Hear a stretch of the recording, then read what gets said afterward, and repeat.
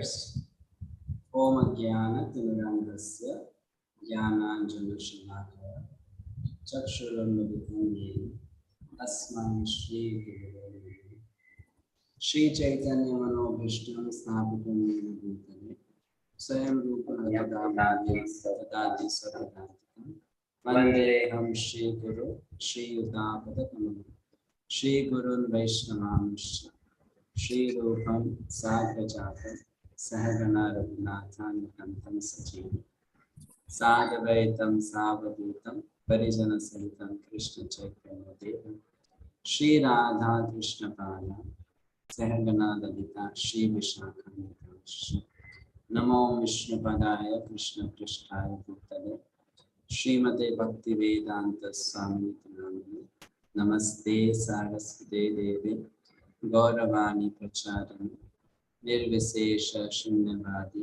Paschatya Deshatharani Jai Shri Krishna Chaitanya Prabhu Nityananda Shri Advaita Gadadhara Shivasadi Gauravaktavinda Hare Krishna Krishna Krishna Hare Hare Hare Rama Rama Rama Hare Krishna. A warm welcome once again to all of you. Thank you so much for joining in our second week of Gita Sastri. Before we begin with the discussion on the new topics, let's quickly look at the answers to the question which I had asked you to do for this session today. We had given you 4 questions. I posted it in the WhatsApp group. So those who have been able to find out the answers to those questions can raise their hands, and we can then look at each of those questions one at a time. Someone said no audio. You have not joined in properly. If you join in properly, you'll be able to hear my audio. Okay, so the first question was, what is Kal and the time that the clock shows? Are they the same? Quite a tricky question. Let's see who can answer this question. Harneet Mataji. Yes, Mataji. Yes, Prabhuji, Hare Krishna. Hare Krishna. So, Prabhuji, one second. I've written it down, so just give me a moment. I've written down the first one. So, according to me, time, there are 2 ways in which we can describe time. One is what we can relate to is how we experience time in terms of our age or our civilizations, which have come and gone, our Vedic history, etc. The other, that time is the invincible potency of the Lord. Means that Lord creates situations which either help us to live our life as per the principles of our Vedic scriptures, or the Lord destroys the plans of the ādharmis. So in conclusion, we can say that, we say how we know how to manage time, etc., or we don't know how to manage time, etc. But the truth is that the time manages us, is not the other way around. All right, fine. Thank you for the inputs, Mataji. It is correct what you have mentioned. However, we are trying to understand these 2 things from a different perspective. One is Kala and the other is what is shown in the clock. So we'll come to that. What you have spoken is correct about time, but in regards to what we are discussing now, it is a bit tangential to that topic. Okay, so we'll come to you again maybe for the next question. Anyone else who would like to talk about time and Kala? Someone mentioned in the chat box also. All right, Basanti Mataji. Hare Krishna, Prabhuji. Can you hear me? I can. Someone also mentioned in the chat box, my voice is not clear today. Is it so? No, it is clear. Clear. It is clear. Yeah. Okay. Fine. Hare Krishna, Prabhuji. Kala is time. Krishna is Kala. Destructive time is everything. Kala is a representative of Krishna.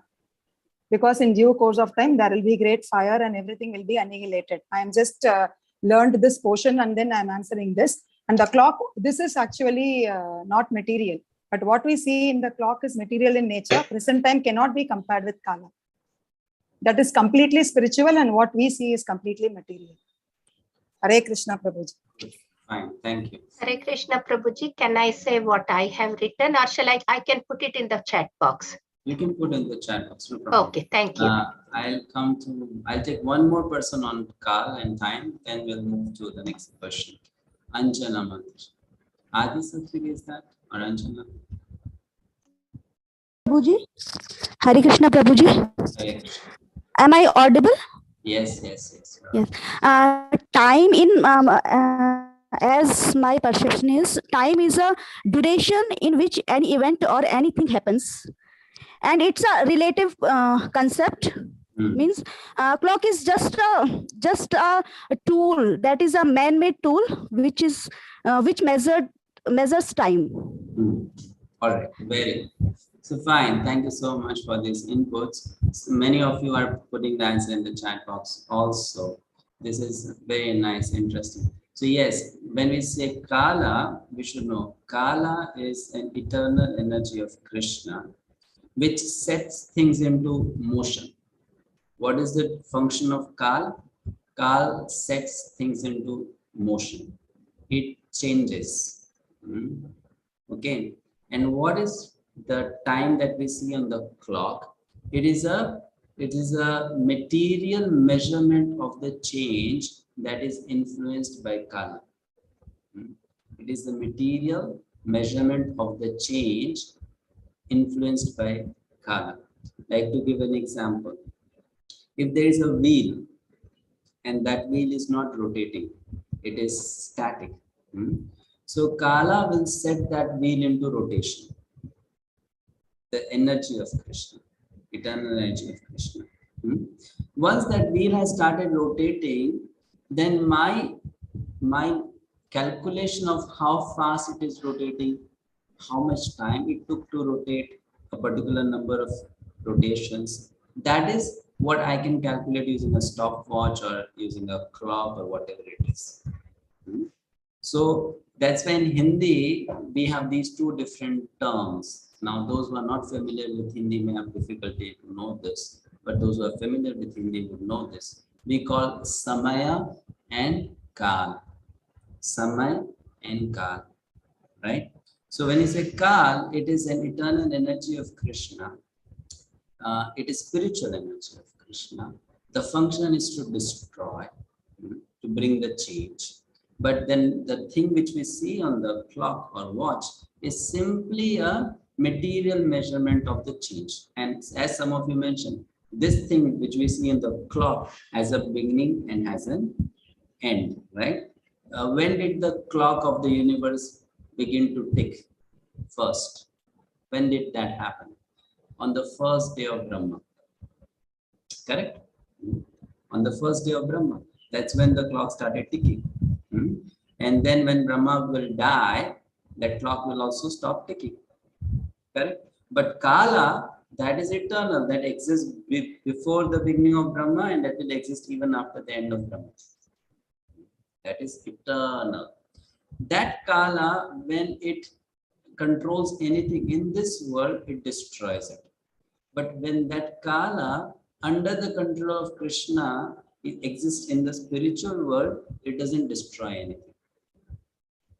So Kal is also there in the spiritual world without destroying anything. It is just an instrument in Krishna's hands to manage his different pastimes. Okay, so thank you so much for this. Can Kal be considered as destiny? Yes, in one sense. In one sense, Kal can also be considered as destiny. Okay, we go to the next question. Thank you so much for your inputs. The next question is, who is the deity controlling time? Now, this is very nice, interesting question. Let's say I'll come to someone who has not answered yet. Lokeshwar. Hare Krishna Prabhuji. Krishna himself controls Kal. Krishna himself controls Kal. Okay, very good. So that is, Krishna is the supreme controller anyway, correct? But then who controls Kala in the material world? Krishna mentioned in Gita, Kalosmi, I am time, I am eternal time. He controls Durga, time. fully. But who controls the material world? Someone said Durga. Okay. No, not Durga. Ma Kali? Ma No. Kali? No. Okay. Shiva. So this is, now we can just Vishnu. keep guessing from one person to another person. Someone Vishnu. correct. Okay, so then the answer is this. There are three personalities controlling time or Kala. Three personalities. And who are the highest control over Kala after Krishna is that of Lord Shiva. After Krishna. The person who has highest control over Kala is Lord Shiva. That's why he plays the role of destroying everything. That's his department. After Lord Shiva, the next person is Yamaraj, who has control over time, destiny, Kala. And the person after Yamaraj is sun god, Surya Devata. And you will see in the Vedic scriptures, you will find these three personalities rarely commit a mistake. Rarely commit a mistake. Different demigods will do sometimes something wrong. But these three personalities, never wrong. Why? Because Krishna has given them such an important responsibility. Now just imagine, try to understand the function of the sun, the responsibility that the sun has. Cannot be late or early by even 1 second. And that's on daily basis. You know, since the beginning of creation till the end of creation, never late, on time. Very, very, very, very responsible person. That's why Krishna has made that person the in charge of time, Kala. So this is how in material real Kala functions. These three personalities, they have the highest control over it. Now go to the next question. What is consciousness? Now this is a very simple question. You must have got the answer from the book, the text. Gupta, what is the full name? I'm sorry. Hare Krishna, Prabhuji. Seema.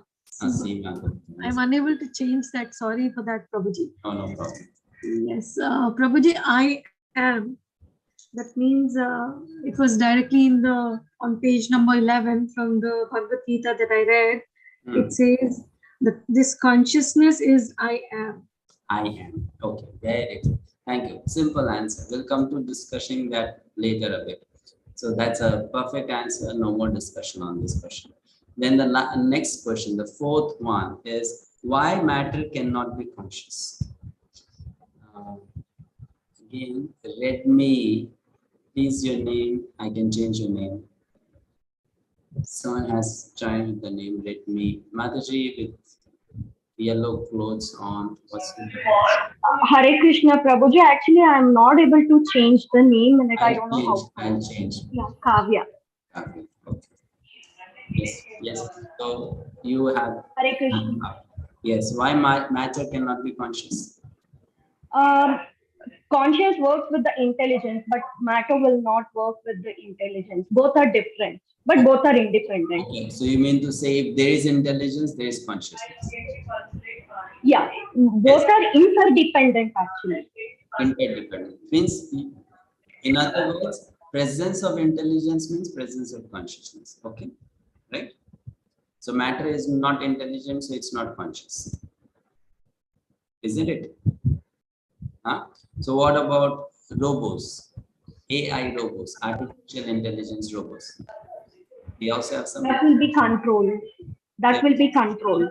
Controlled. So then what is the real thing about consciousness? Because they also have some intelligence. Yeah, Robots but are not conscious, we know that, right? Robots are not yeah. conscious.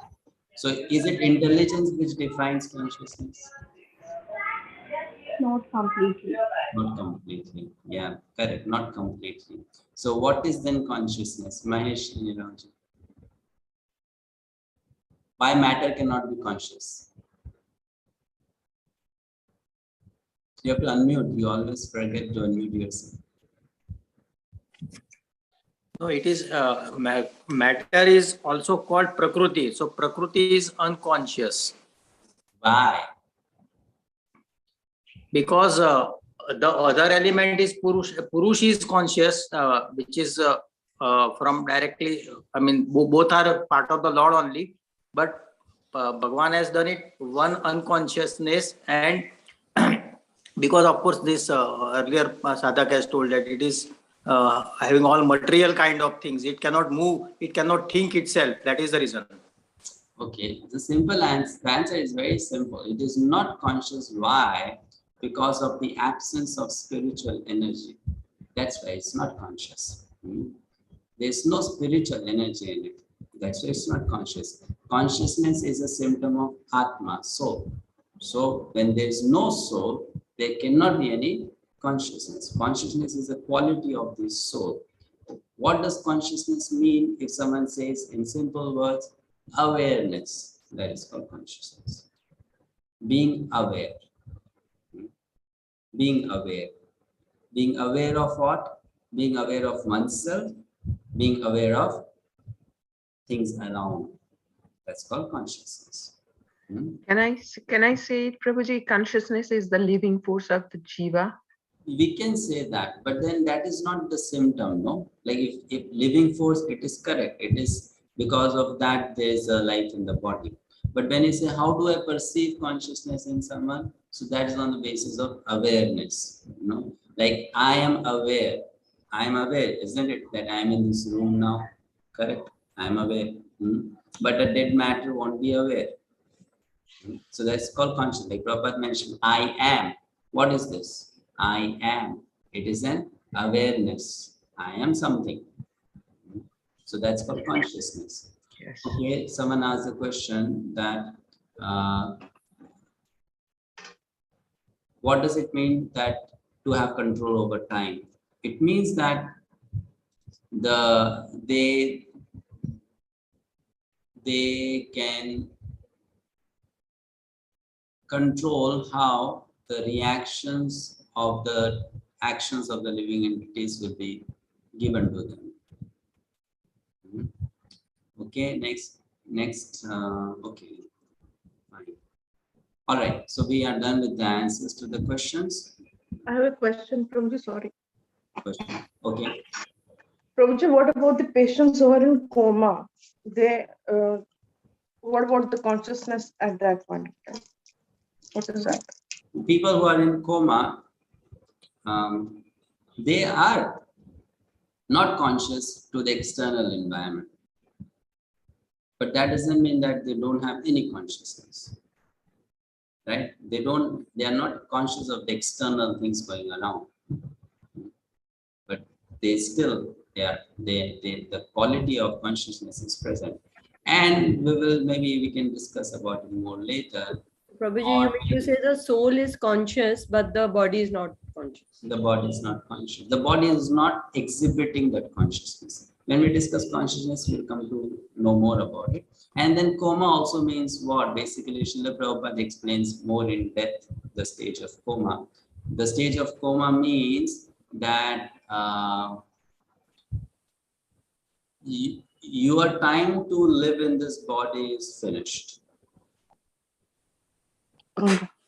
And you are still not assigned a new destination. Okay. So you are waiting. That's called coma. Thank you.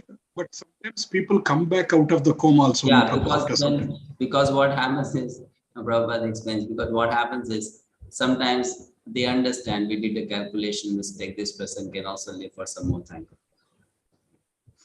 So then that person comes back. So it happens. They always don't do a mistake, but sometimes they do a mistake. Like the case of Ajamila. So sometimes they do a mistake. They do some Prabhuji, is it that the patient is conscious internally, but he is not able to express it externally? Is it like that? Yeah, because the body is disconnected. Right. So, Prabhuji, can I add? Hands up are for questions, is it so? Can I add something? Yes, Prabhuji. Good name, Prabhuji. I'm sorry. My name is Prahlad Anandadas. Okay. I'll just Karmi name is Pankaj Patel. No, that's okay. Yes. Okay. And And I would like to add a little moment to that because I have given so many anesthesias, general anesthesias to the patients. So, there are stages of anesthesia as you take the patient deeper, deeper, deeper. There is something known as surgical anesthesia, which is the last. And next stage is death. That's where the soul leaves the body. Right? So you monitor it by seeing the diameter of the pupil. Right? So as you increase taking the patient deeper for a major surgery, that's where you want to know now that the patient is deeply anesthetized. Okay, and at any moment he can leave the body. So consciousness at that level is very near death. Yeah. That is what we understand and monitor. We keep very little, deeper when we don't want to do only a small surgery like cutting an abscess or something like that. Yeah. So that kind of understanding I have from medical point of view. I just wanted to add that. True, Prabhu. Thank you. That's because the consciousness of the soul stops influencing the body. We'll understand that more with the diagram later. Okay, 2 hands up. If that's for question and it's not urgent, can we take the question at the end? Yes, okay. You note down, huh? Then we take question. Sure, yes. All right. Okay. So I think probably some of the Prabhuji's and Mataji here are having the confusion over here is related to the bodily consciousness and the pure consciousness. We will discuss that in the presentation today. Huh? I think. All right. Okay. So are you able to see the screen? Yes. Fine. Yes, Prabhuji. We do the Mangalacharan, which we decided to do in each session, and I hope by the end you'll be able to memorize these verses. Namostute Vyasa Vishala Buddhe Fullara Vindayata Patra Netre Yena Tvaya Bharata Taila Purnaha Prajvalito Gyanmayaha Pradipaha Prapannam Parijataya Totra Vitraikapanaye Gyanamudraya Krishnaya 𝗪𝗵𝗿𝗪 Duhe Namaha. We are discussing the second section of the introduction, 5 basic truths. I stopped on this slide last time, right? So I think the 3rd column and the 4th column is pretty clear. Eternal, conscious. And now the 5th column, nature, the nature of these 5. Prabhuji, if you can put it in the presentation mode, we are able to see the other slide also. You are able to see the other one? Yeah. Okay. Just a second.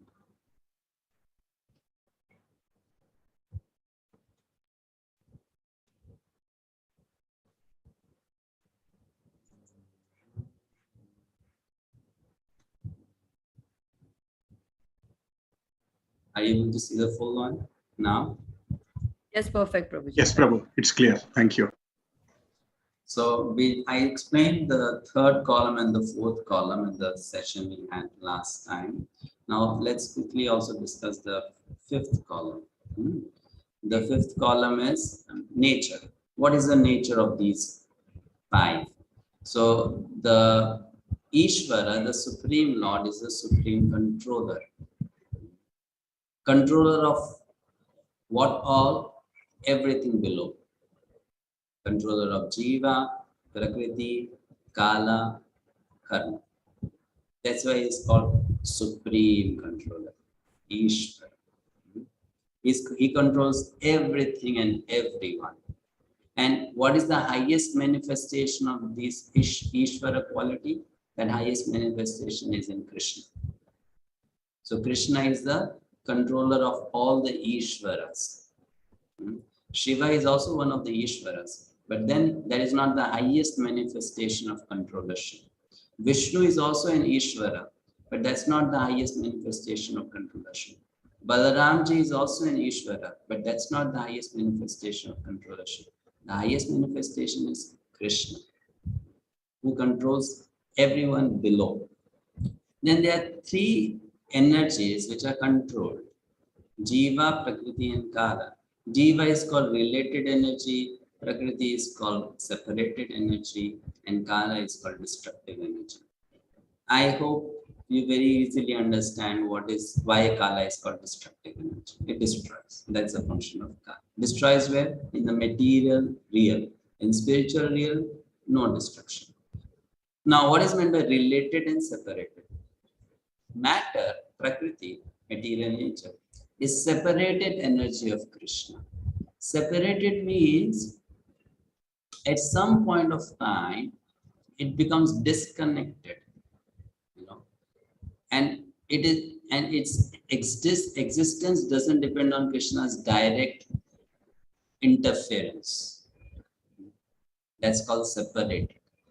Okay, and when we say Jiva is related, which means for the existence itself, for the natural existence itself, for happy existence, fulfilling existence, the Jiva has to have a relationship with the Supreme Lord. To give an example, I'll give a very simple example to explain this, which Srila Prabhupada gives.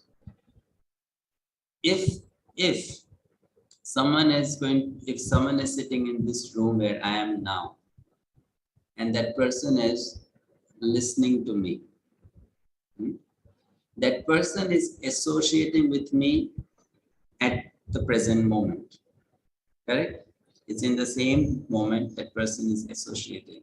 Also in the same physical realm where I am present, the person is present. This is called direct relation. The other relation is, let's say we record this video, 10 years later, someone watches this video. Now the voice that is recorded is my voice. It's my energy, correct?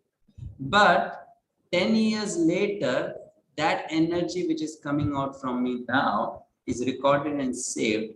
It has got no relation to my energy that will be after 10 years. Correct? After 10 years, I may have a different tone of speech. My voice may be different also, possible. Correct? So after 10 years, this recorded video will be called as my separated energy. Understand? It will be called as separated energy. But the voice that people will hear after 10 years, when they are directly present in front of me, they will be hearing my related energy voice. This is how Atma and matter are connected to Krishna. Separated, related. Okay? Because the Atma is related to Krishna always, it has life. And because the matter is separated from Krishna, it is dead. It is dead. That's how we understand separated energy, related energy. To give another example, while you are living in the body, the body is your related energy. While the soul is in the body is a related energy. But the cloth that you are wearing today, that is separated energy. Because tomorrow you can remove this cloth, put it in the dustbin. That cloth will carry some energy from you, some vibration from you. But now it is separated. Understood? Makes sense? Okay, Rajiv. Pranam Prabhuji. Prabhuji, I have a question regarding the deities. I mean, in the Tattva section, there is no deity. So, and that is one question. And second is, let's say the deities who are controlling Prakriti, Mahamaya, Goddess Durga. So, would their energy be considered separated from the Supreme Lord? No. The role that they are playing will be considered separated. Because that personality whom we call as Durga, she is one person having two different roles or identities. She has a spiritual aspect to her and she has a material aspect to her. Right? So in her material aspect, she plays a separated role. In her spiritual aspect, she plays a It is Srimati Radharani only who actually manifests as Durga in the material world. Okay, it's an expansion of Radharani's energy only. What we say Durga is an expansion of Srimati Radharani's energy. And that Srimati Radharani is the eternally related aspect of the absolute truth. And Durga Devi is the separated aspect of absolute truth. Getting it? Yes. You go to any temple in India, you will rarely find temple of Radha Arani where she is alone, Mata Sita where she is alone, Lakshmi Devi where she is alone. You'll find mostly Lakshmi with Narayan, Sita with Ram, Radha with Krishna. But you'll easily find temples of Durga standing alone, separated. And the other question I had was like deities, wouldn't that find a position in the Tattva column? Deities won't have? I did not get it. No, I was just wondering, like we have Ishvara, Jiva, Prakriti. Ishvara, Jiva is there, but there is no deities that are mentioned here in the Tattva column. You're not mentioning deities here because that is a bit more complicated. No? Not now. Okay. Fine? All right. And these are in Tattvas, we can have different personalities. Like when you say Ishvara Tattva, then a lot can be there. Jiva Tattva can be also having a lot. Okay. Let's move to the next now. I think this slide is done. So now these five, when you put them together, this is called absolute truth or Param Satya. When you put these five together, that's called Param Satya. Right? Radharani and Durga are not same. Please try to understand the subtleties of the knowledge. Radharani and Durga are not same. Durga is an expansion of Radharani, not same. When you say expansion, it's not the same. Yeah? Absolute truth means five. Ishvara, Jiva, Prakriti. Ishvara is the supreme controller. That's why you put Ishvara at the top. Okay. Controls whom? Jiva and Prakriti. How? Through Kala. Through time. Controls Jiva and Prakriti. Because of the influence of that time on Jiva and Prakriti, then there is some intermingling of Prakriti and Jiva. And that is called karma. Hare Krishna, Prabhuji. Yeah. Prabhuji, just I wanted to get clarification.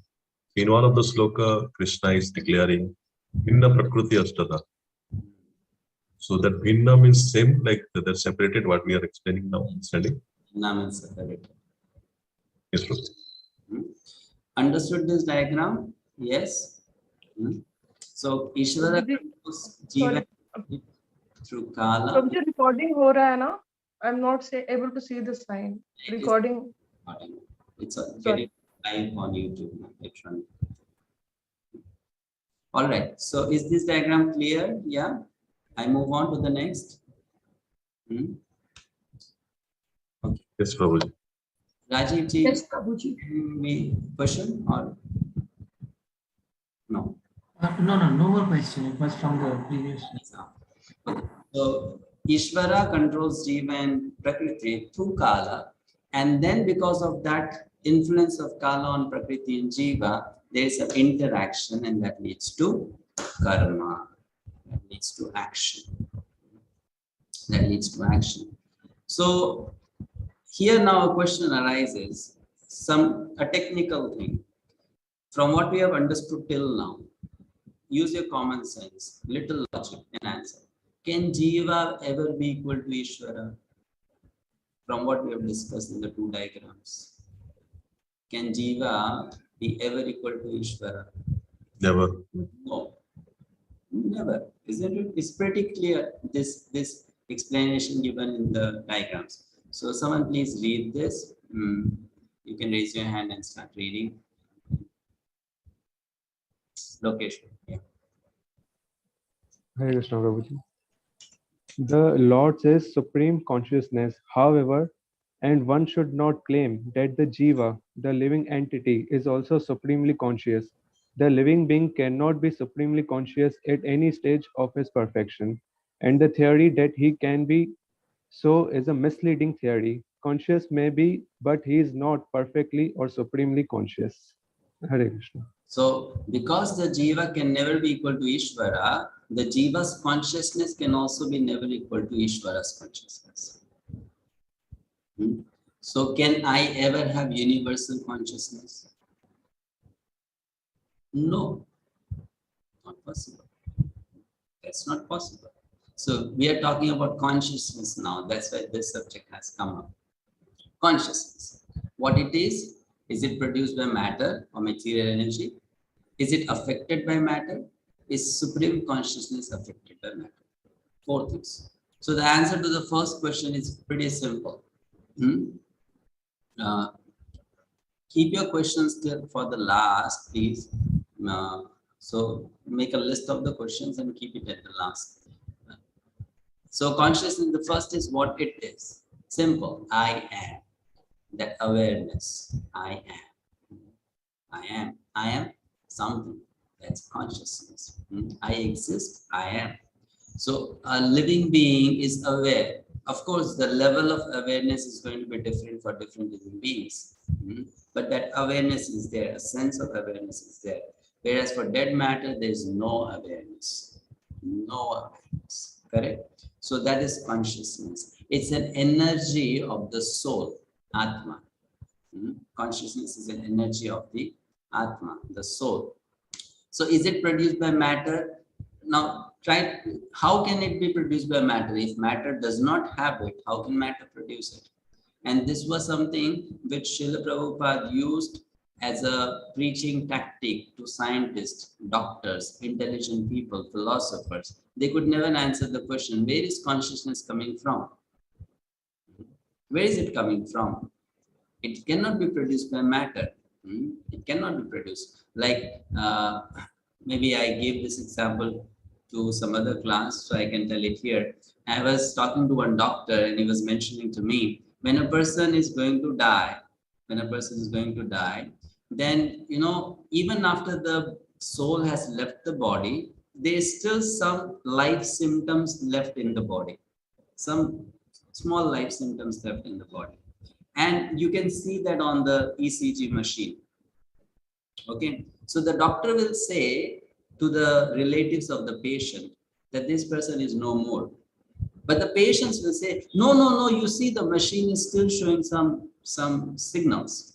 So that means there is life. Can you not protect that person? Because that person is still alive. And the doctor will say, no, it's gone. But the patients, the relatives say, but there is some life, doctor. You try to save that person. So what is left is residual energy of the presence of the soul. There is some energy left behind. Like giving an example. It's a simple example which Srila Prabhupada used to give. If there is a moving car and a driver jumps out of the moving car, will the car stop immediately? No. Right? But the car will stop after some time. Correct?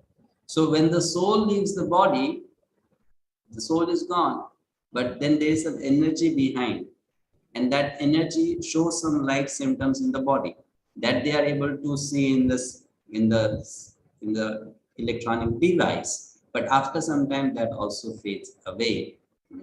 So consciousness originates from the soul. It runs the whole affair, and when the soul leaves, it also leaves. It's not a product of matter. It cannot be produced. Is it affected by matter? Yes, no. Affected? Yes, no. How many of you say yes? No, Prabhuji. No. Yes, no. Affected. I'm getting alternate yes and no. Yes, no, yes, no. So 50% says yes, 50% says no. The answer is yes. Yes. It gets affected by matter. How it gets affected by matter, we will look at an illustration later. But can the supreme consciousness be affected by matter? No. No. It cannot be affected by matter. That cannot be affected by matter. So Jiva's consciousness. Now let's look at this table. Very interesting. Jiva, which means the living entity, myself. I can have two kinds of consciousness. One is called contaminated and the other is called pure.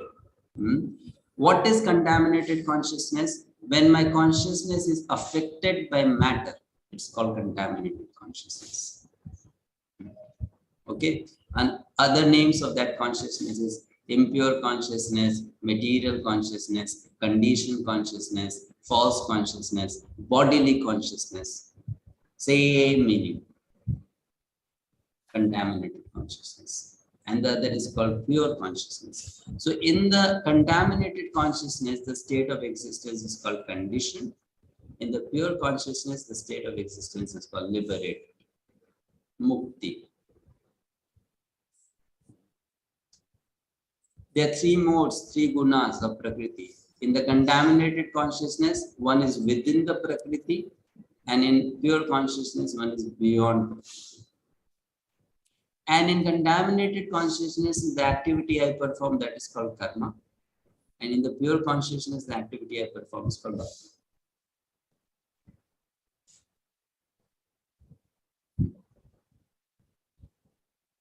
It's just one thing. What is that one thing? Consciousness, which turns the whole game. Just turns the whole game. And that's why, can you imagine why Srila Prabhupada introduced this name in the name of the society? You know, Society for Krishna Consciousness. You know. Now, please try to understand why the word consciousness had to come in the international organization's name. Because this thing plays such an important role between material and spiritual. It's just one thing. That same activity can be called karma or can become bhakti, depending on consciousness. So for those who are doing Gita Sastri, if I ask you the simple question, what is the purpose of Bhagavad-gita? The purpose is to take one from contaminated consciousness to pure consciousness. That's the purpose of Bhagavad-gita. That's what Bhagavad-gita does for a living entity. This is the purpose of Bhagavad-gita. Contaminated consciousness manifests in these ways. I am a product of material nature. That's one example of contaminated consciousness. I am produced by matter. Second, I am the creator. I am the enjoyer. I am the controller. I am the Lord of all I serve. These are examples of manifestation of contaminated consciousness, material consciousness. Like, to give an example, when I say I am the creator, what can the soul create? Can it create? No. Can it? No. Isn't it? It can only manipulate. It cannot create. Can it create? No. Manipulate. Possible to manipulate. Like for example, I can take earth, I can take water, I can take fire. I can manipulate it to make a building. But I cannot create earth, water, fire. So in contaminated consciousness, one starts thinking that I am one of these. I'm one of these. This is an exhibition of contaminated consciousness. But actually, who is the creator? Who created actually? Who is the enjoyer? You know? And who is the Lord of everything that we serve? That's the Supreme Ishvara. The Supreme Ishvara. The Supreme Controller. That role is his. that capacity is his. And then the next is pure consciousness. What will that be? I am a cooperator. I am a cooperator. That is pure consciousness. I am a tiny part and parcel of God. So my duty is to serve God. I have to act as per the will of the Supreme Lord. This is pure consciousness. Muktir hitvana yatha rupam sarupena vyavasthitihi. What is mukti? To be situated in one's true nature. That's called mukti. Muktir hitvana yatha rupam sarupena vyavasthitihi. And this is what we are discussing now. Actually, this is a very, very high philosophical subject. Who is controlling? Who is getting control? So now a question comes. If I am not the controller, why do I feel like control? Why do I have that tendency? Where it started? Is it wrong? Where it started? Why do I have that tendency to control? Prabhuji. Yes, just a second. Let me call out your names. Anjumata. Hare Krishna Prabhuji, just because we are part and parcel of Ishvara, like we are Jiva, we have all the qualities in very minute quantity. And so we assume that we are also the Lord, and we assume that. Perfect answer. So basically, the problem of having this quality is not because I have a problem. This quality is in Ishvara. And because I am a part of Ishvara, I also get this quality. That quality is in the Ishvara. Ishvara is supreme controller. I am a part of Ishvara. So I will also get little tendency to control. Correct? So that has come to me by default. That has come to me by default. But then the problem is something else. What is that? Here Gita is telling us there is a problem with having this kind of mentality. But we can argue, I am getting it by default. So what's the problem? The problem is this, that the ability to control is very small, but we want to control more than that. That is the problem. The ability to control is very small, but you want to control more than that. That's where the problem happens. Now I'll give you a simple example. If the peon of a company starts exercising the controllership like the CEO of the company, what will happen? What will happen? Someone will break the head of the peon, right? That you stay where you're supposed to stay. Don't cross the limit, isn't it? And people will call that peon crazy. You have gone crazy, right? You don't know who you are. So like that, what happens with us is, though we have that small ability to control, we want to exercise it beyond the boundaries. And that's where the problem begins. That's where the problem begins. We discussed last time, Jiva can never control Krishna's material energy. Can never control Krishna's material energy, because Krishna's material energy is much more powerful than the Jiva. But then when the Jiva tries to control the material energy, problems begin. That's where the problems begin. Now, what is the problem? Again, a very simple way to understand it. Why should someone control? Is there anything wrong about controlling? Is there anything wrong about controlling? No problem. No? How many of you say controlling someone is totally wrong? It's not wrong, Prabhuji. Is Some there amount of controlling? Some Not amount of totally controlling is wrong. needed, not totally wrong. Yeah. Amount of Not control is totally. needed, right? Needed, yes. For example, for the parents to nicely serve their children, will they not have to exercise some control? Yes. So, so control, the word control has both negative and positive connotation. Perfect. Yes, Prof. Yes. Negative. Like for example, if at present I have no control over this meeting, will there be something beneficial to anyone? No, everybody might be shouting. It will be of no use. So control has its positive aspect also. Yes.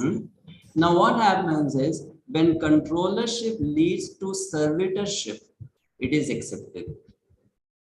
But when controllership leads to exploitation, then becomes a problem. Yes. Yes, Prabhuji. Problem.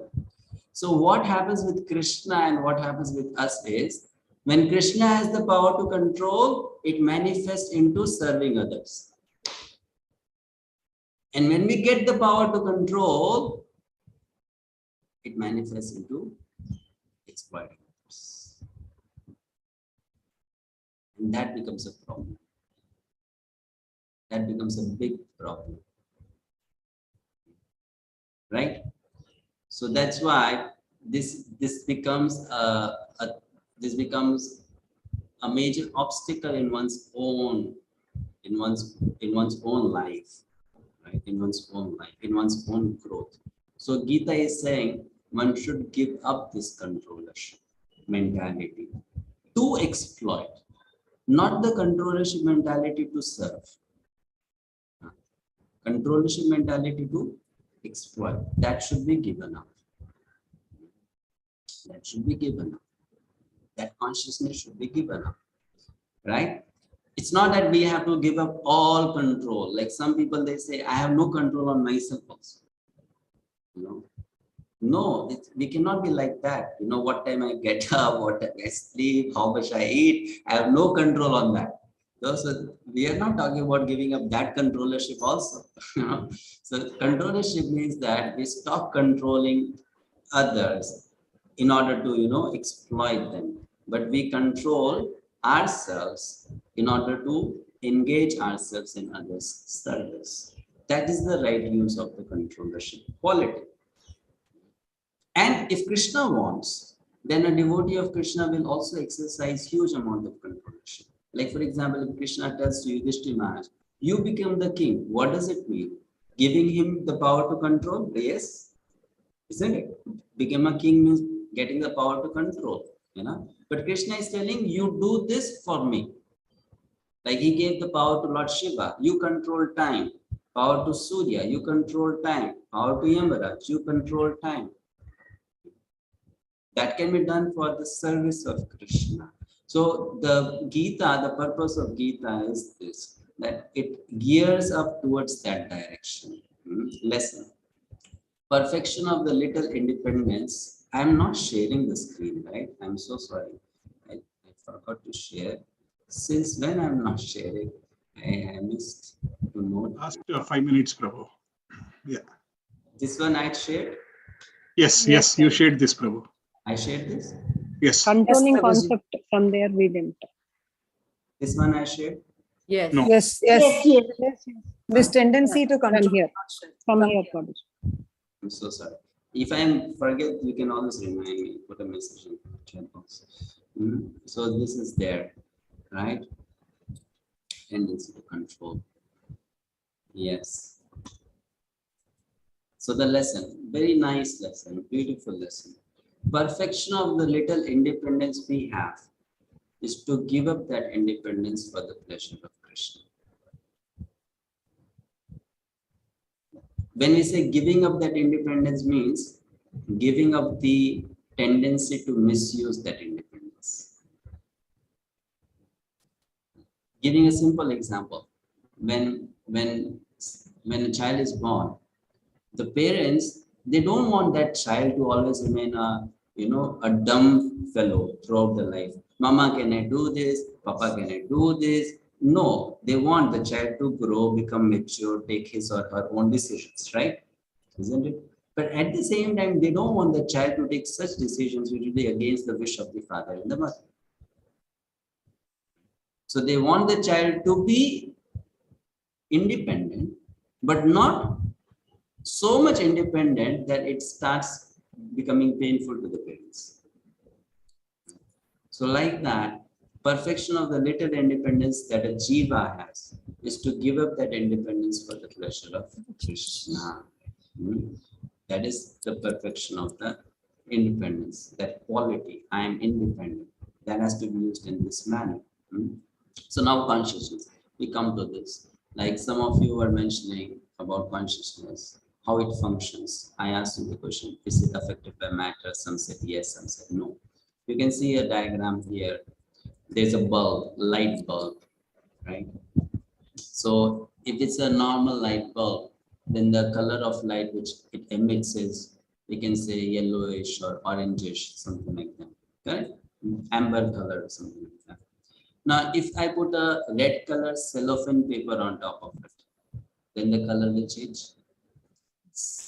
If I put a blue color cellophane paper, then the color will change, right? If I put a thick cardboard on top of the bulb, then maybe there will not be any light visible. Correct? Isn't it? Right? Likewise here, Atma is like that bulb, spirit soul is like that bulb. And what is that spirit soul giving out? Conscious. Just like the bulb is giving out light, the spirit soul is giving out consciousness. Now, if the paper on the bulb change is of different colors, the light which is visible is of different color. Likewise, when the Atma is stuck in a body and that consciousness is emitted through the body, it is filtered through the body, then the consciousness appears different from the original one.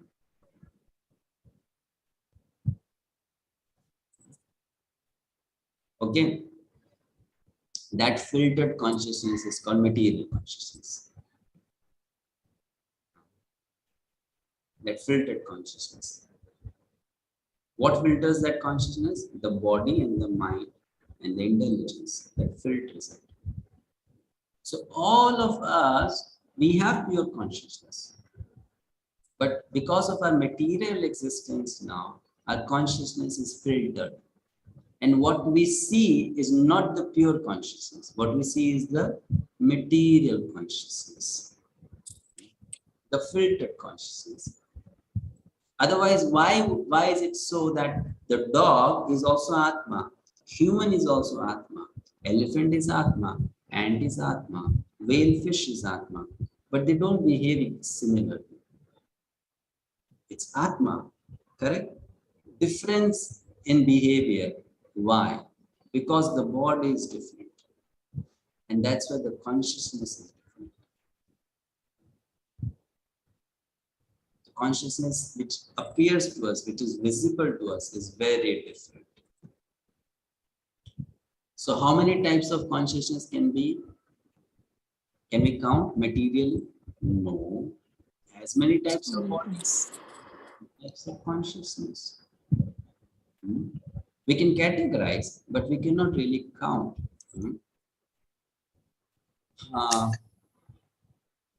Understood this diagram? So consciousness, does it become actually impure? No. It is an impure manifestation of it. Right? Is the color of the light changed? No. What is changed is how is it visible to me? How does it appear to me? That is changed. Right?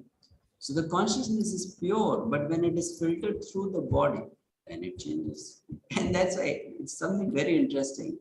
I mean, if you meditate on these subject matters, you can understand the world so easily. You know, you have been to, some of you must have traveled to different parts of the country or different parts of the world. So have you noticed that people belonging to a particular region, they have a certain, way of thinking, certain way of acting, you'll find some common patterns in it, right? Some common pattern is there. Someone belonging to Bengal would be like that. Someone belonging to South India would be like that. Someone in China would be like that. Someone in the UK would be like that. Why? Because the external body they have, they have some similarities, and because of that, there is some similarity in expression also, in thinking also. So this is how consciousness gets affected. So someone asked the question, that means throughout the body, throughout your life, is it going to be the same because your body is the same? No, the body changes throughout the life. The body changes, right? The mind changes. So then the exhibition of the consciousness is also changed. Right? Now, when we understand this thing, let me ask you another question. Let's go to practical application of what we are learning. If I change the color of the paper on the bulb, will it change the external manifestation of consciousness? Yes. How it will appear to the people? It will change, right? So what's wrong then when the scriptures tell us to make some changes on the bodily platform, on the mental platform, on the intellectual platform, to grow spiritually? Sometimes people say, to grow spiritually, why do I have to change something on bodily platform or mental platform? It's all about spirit, Atma. So why there has to be any restrictions on my body, my mind, my intellect? Why there has to be any change on that platform, right? I can just try to be spiritual. But the scriptures, they direct us, no. If you try to make changes on these different levels also, it is going to affect your consciousness. It's going to affect your consciousness. So this is how we understand from this diagram, very nice diagram. So what is bhakti then? Bhakti is simple. We already discussed a little bit about that. Why bhakti is natural for everyone? This is what we're discussing now. Wait a second, I forgot. Break. Do you need a break? 5 minutes break. Yes. Okay. So you get a break. You come after 5 minutes.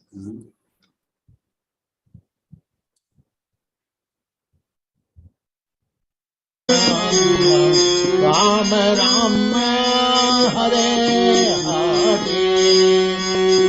Hare Ram Hare Ram Ram Hare Hare Hare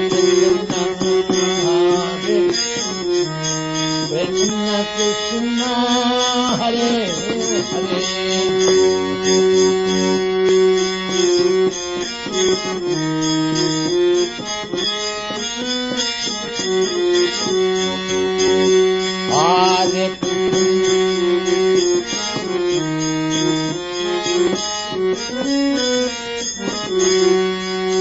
Hare Rama, Hare Rama, Rama Rama, Hare Hare, Hare Rama, Hare Rama, Rama Rama, Hare Hare, Hare Krishna, Hare Krishna.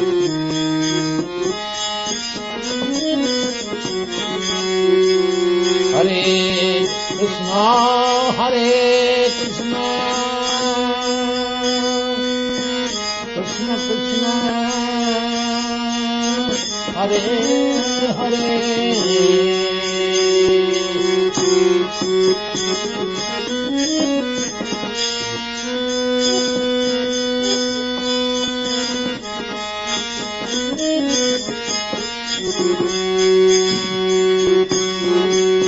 Hare Krishna, Hare Krishna, Krishna Krishna, Hare Hare, Hare Rama, Hare Rama, Rama Rama, Hare Hare, Hare Rama, Hare Rama, Rama Rama, Hare Hare, Hare Krishna, Hare Krishna, Krishna Krishna, Hare Hare, Hare Krishna, Hare Krishna, Krishna Krishna, Hare Hare, Hare Rama, Hare Rama, Rama Rama, Hare Hare, Hare Rama, Hare Rama, Rama Rama, Hare Hare, Hare Krishna, Krishna Krishna, Hare Hare, Hare Krishna, Hare Krishna, Krishna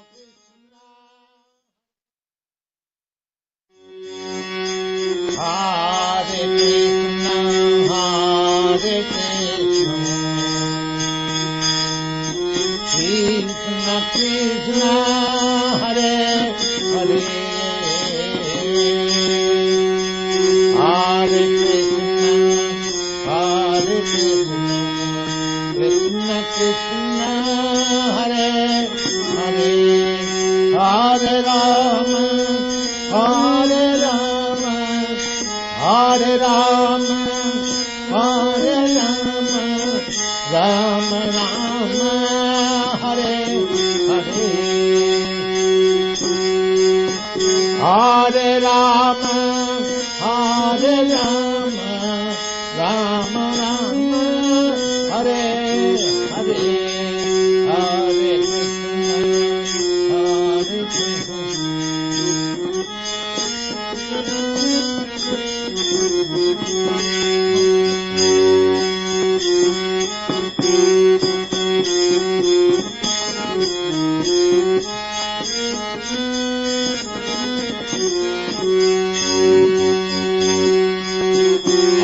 Hare Krishna, Hare Krishna, Krishna Krishna, Hare Hare, Hare Krishna, Hare Krishna, Krishna Krishna, Hare Hare, Hare Rama, Hare Rama, Rama Rama.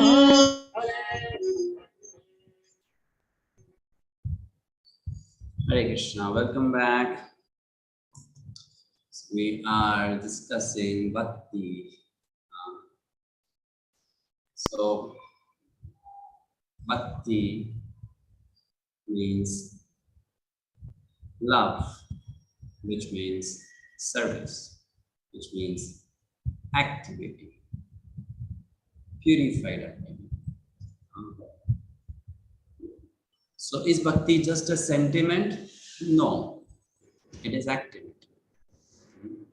It is not only just an emotion, it is doing something. Doing something. Like karma is doing something, likewise Bhakti is doing something. It's an activity of the soul, purified activity, because it is done with pure consciousness.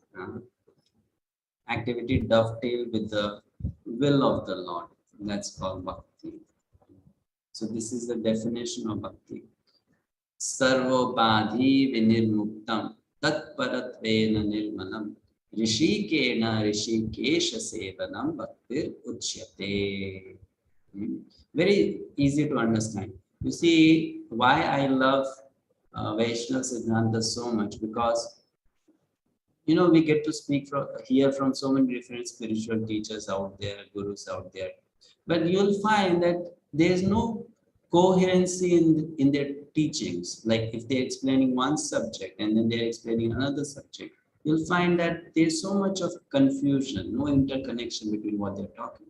But here we see, when we're talking about Jiva, Ishvara, Prakriti, consciousness, you can see that they're also nicely connected to one another, right? So what is Bhakti here? Sarva Upadhi Vinirmuktam. Upadhi means some kind of designation. In simple words, I am. I am this, I am that, I am this, I am that. That's called Upadhi. Sarva Upadhi Vinirmuktam means when one has given all those designations. Tat Paratvena Nirmalam. Nirmalam means pure. And one's consciousness has become pure. In that consciousness, Rishikena Rishikesha Senam. With one's senses, when one serves the master of the senses, that is called Bhakti Ruchyate. That is called Bhakti. When free from all material consciousness, the consciousness is purified, and one does something for the pleasure of the Lord, that is called Bhakti. That's called Bhakti. So, a question now. If it is an activity of pure consciousness, then what we are trying to do, can it be called Bhakti?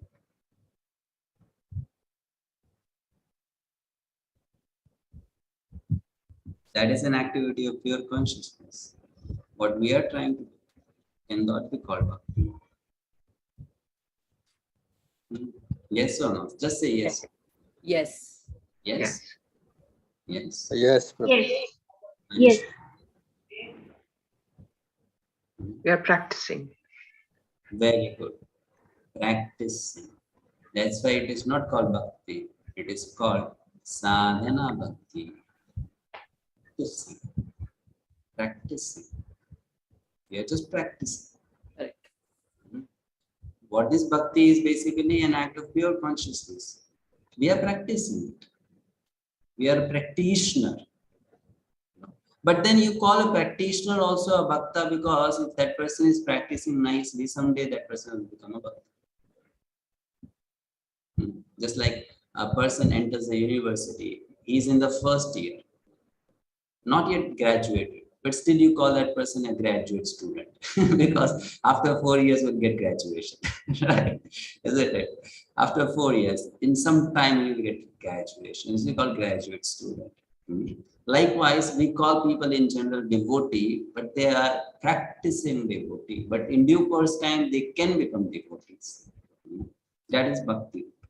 Now, this is one kind of activity. Karma is another kind of activity. And the problem is that we are always fluctuating between two. That is our nature. It's important to know one's own nature, isn't it? This is our nature. And that's why we are called marginal potency. What is my nature? This is my nature. I can swing from one to another position like a pendulum. Tat astha. Tat astha is a Sanskrit word divided into 3 parts. Tata, astha, a. Tat astha. Tat means bank, astha means situated, a means feminine. You know this. I guess, I assume you know this if you are from India. If I call someone as Rama, then it will be a masculine name, right? But if I call Rama, it will become feminine. The akar, it changes the nature of the word, right? Correct? You know this, isn't it? Like for example, Yogesh will be the name of a man, correct? Yogesh. But Yogesha, female. So the letter R does that. So tat astha. Our nature is that tat means we are situated in the bank, which means it's a place which can be influenced by water or land, situated. Which means what? It's my nature. I can be either influenced by material energy of Krishna, or I can be influenced by the spiritual energy of Krishna. That's my nature. When I do bhakti, when I do an activity in the influence of spiritual energy of Krishna, it's called bhakti. And when I do an activity in the influence of material energy of Krishna, it is called karma.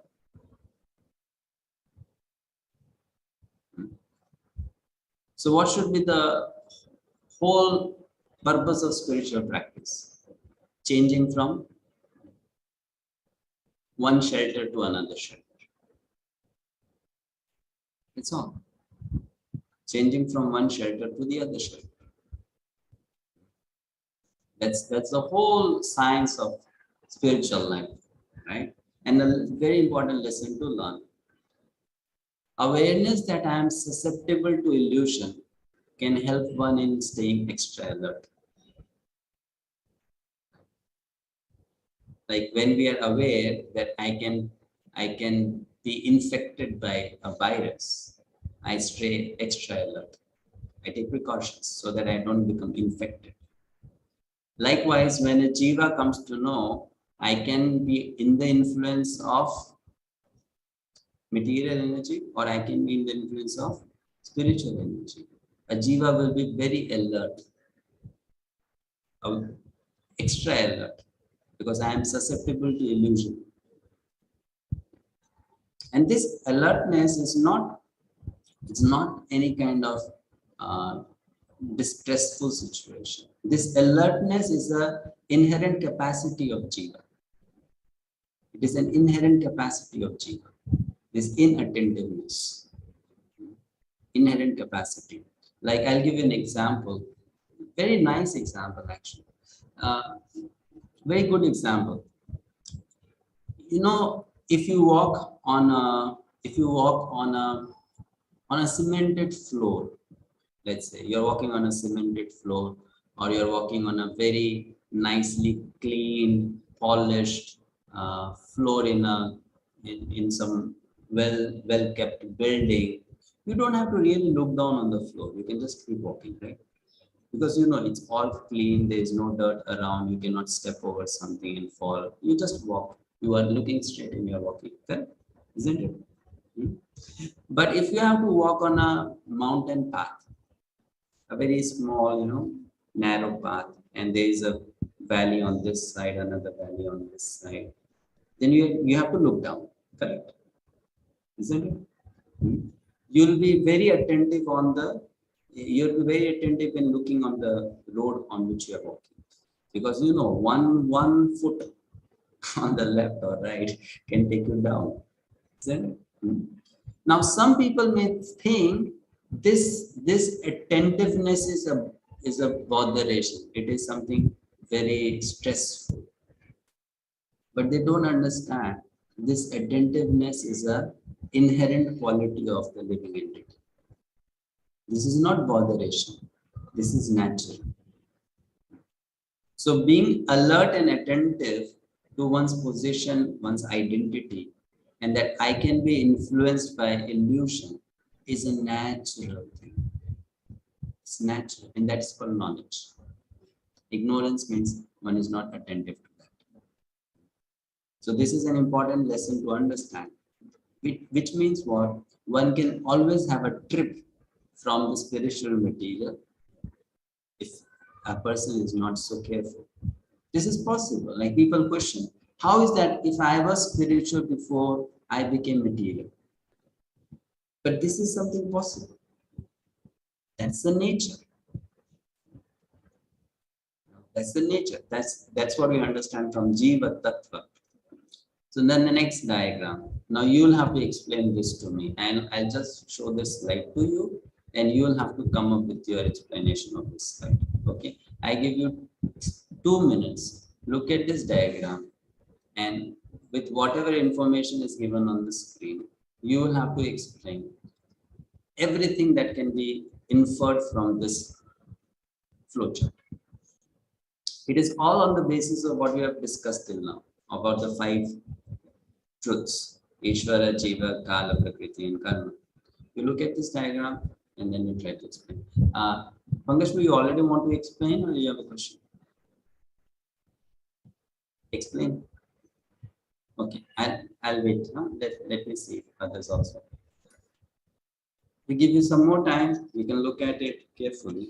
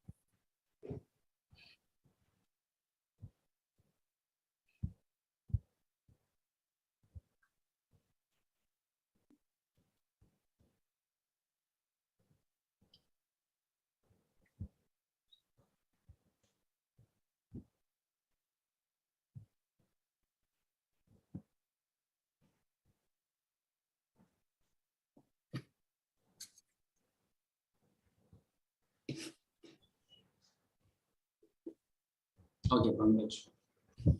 Hare Krishna Prabhuji. As the cloud covers the vision of the pupil, not the sun.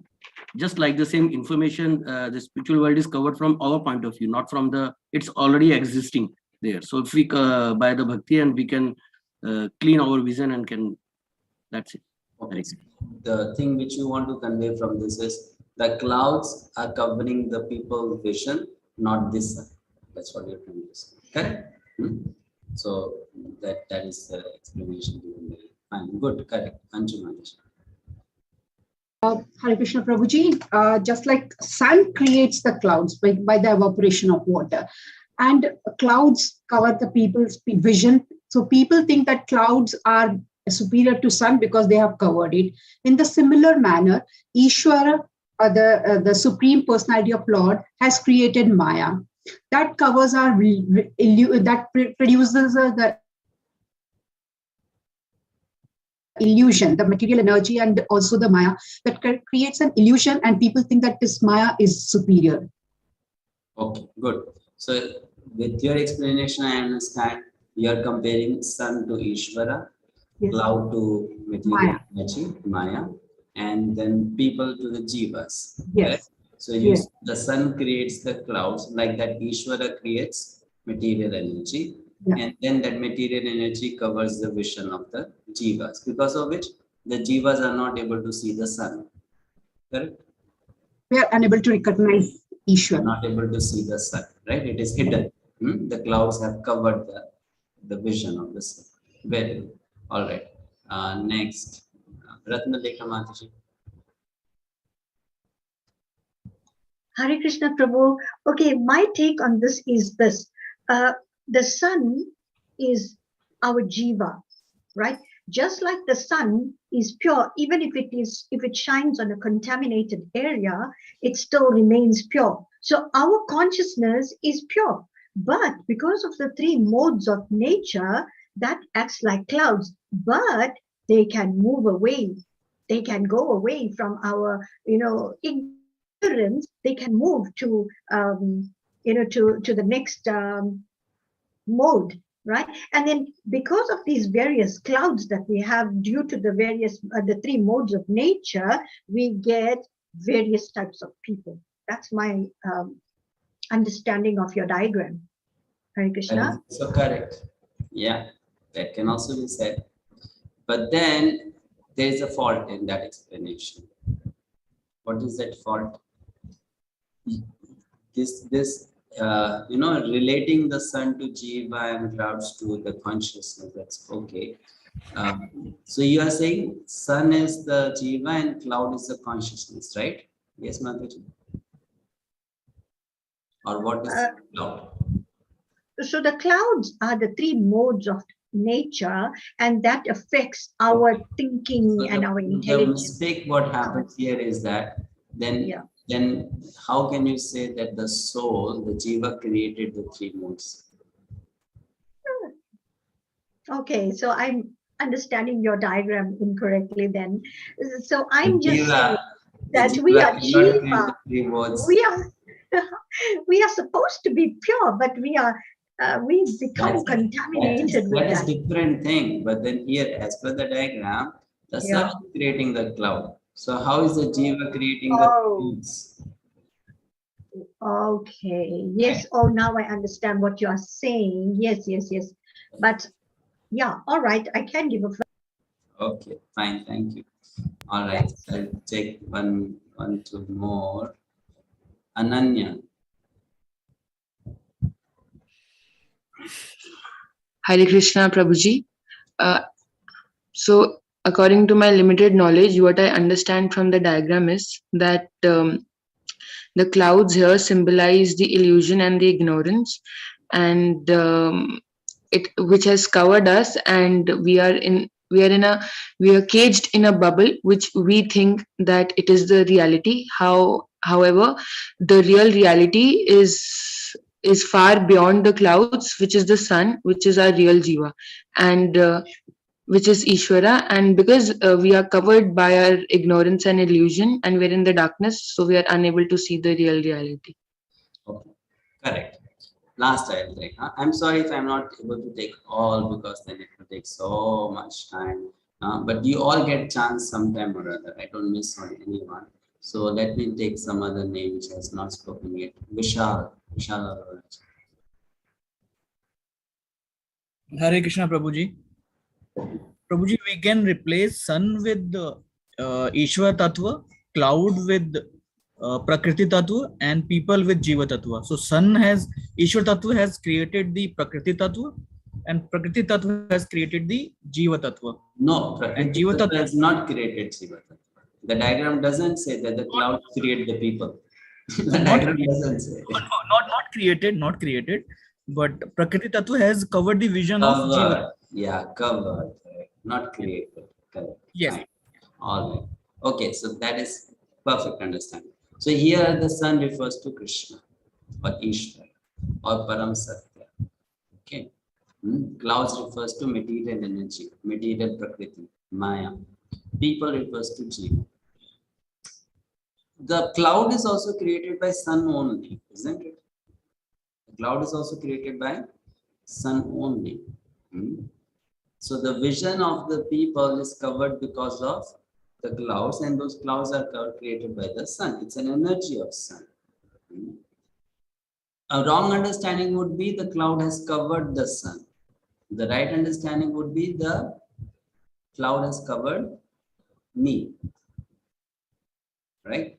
The cloud has covered me, not covered the sun. But this I also told in Gita Diploma course, but people, they talk it otherwise always. They never say that the cloud has covered me. They will always say the cloud has covered the sun. Right? They always say so, the cloud has covered the sun. They never say the cloud has covered me. So the cloud cannot cover the sun. So here cloud refers to Krishna. Now what happens is, you see, because the cloud has covered the vision of the people and people are not able to see the sun, which refers to Krishna here. Krishna, out of his kindness, what he does? He tries to come below the clouds. And that is called avatar. Okay. Because the cloud has covered the vision of the people and they are not able to see God. So what God does is comes below the cloud. And that is called avatar. And when it comes below the cloud, then some foolish people say, now God has also become like me. He is also covered by the cloud. That's what happens to those who don't understand it properly. Then they will say, God is also like me. He has also become covered by the cloud. And this whole philosophy is called Mayavada. Avajananti Mamuda. Okay. Bhupender Prabhu, you have something to say. Your hand is up. Yeah, sorry, Prabhu. Yeah, regarding that, the question we are discussing, I thought the sun represents Krishna as a total independence, as a Swarat. Yes. Because like as sun, Yes. It wants to reveal, if it wants to reveal itself, it wants to cover itself. So it brings the cloud to certain area and to, cover for certain area. So same the Krishna as a Swarat, it covers for certain people who doesn't want to know him, or, and he reveals to the bhaktas. So that's what I thought. So Yeah. he's like a total Swarat, Correct. It's up to him who he wants to reveal. Yes. That's true. That is also good explanation. So I go to the next slide, which is about Mayavad. So what is Mayavad? Now you understand the concept of Mayavad.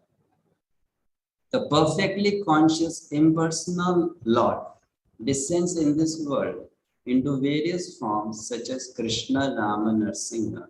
Such forms are product of material energy. This is from mind.